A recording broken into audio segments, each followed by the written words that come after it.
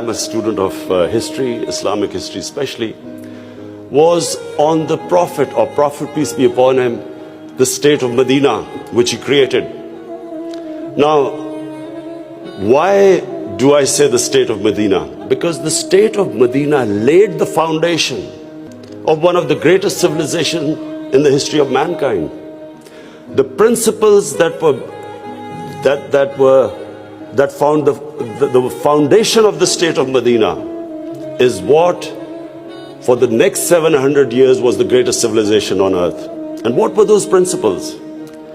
The state of Medina was founded on incredible principles of justice and humanity.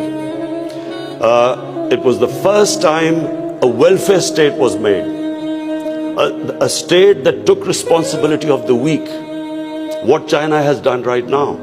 That was the state of Medina, where first time a state took responsible for its poor, its weak, its orphans, its widows. In the state of Medina, the first time pensions were created. Old people were also, it was a humane state. And secondly, there was justice, rule of law.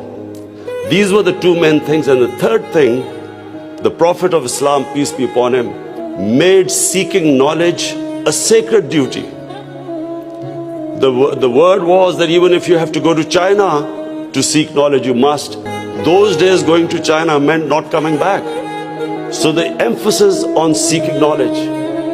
For the next 700 years, all top scientists were Muslims. And that was the state of Medina. It laid that foundation. And then the way minorities, other religious people were treated. The Prophet signed famous, the Misaq-e-Medina. There's still a letter in St. Catherine's Church which was signed with the Christians that your places of worship will be, till the end of time, they will be protected by Muslims. Secondly, that no forcible conversions would be in Islam. Thirdly, the Prophet's last sermon, it is a charter of human rights. It's about how human beings are equal. So it was a humane state created, rule of law, emphasis on education, that led to the growth of Muslim civilization. So this is, in Pakistan, we want the same basis of our state. The rise of what I believe, the way our country will rise, it will go back to those principles.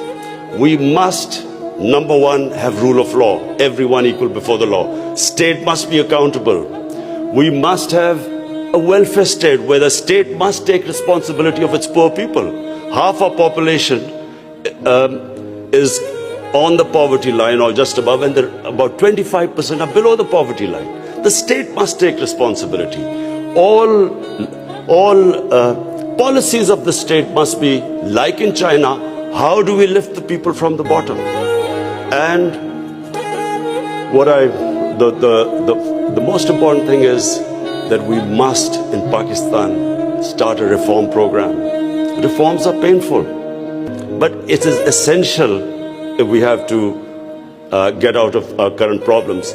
So, first of all, I joined politics in '96. From '96 to 2013, there was a very small party. Most of the time it was one step up and 3 steps down. The first election I contested, we were wiped out. Second election, 5 years later contested, we had only 1 seat. Third election we boycotted, and most of the time people made fun of me, thought we would never make it, because I'm an outsider. I wasn't from the political class. But one big lesson from sports which I learned, you only lose when you give up. So